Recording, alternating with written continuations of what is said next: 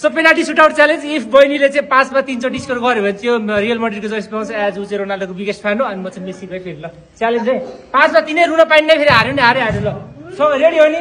ल गोल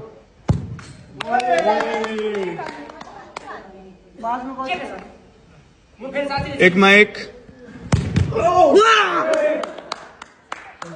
2 मा 2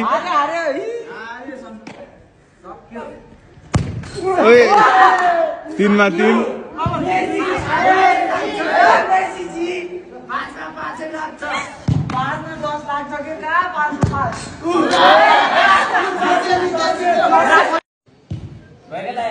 लाख भइसक्यो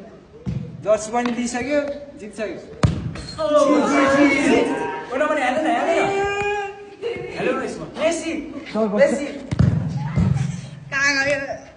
जित्यो तर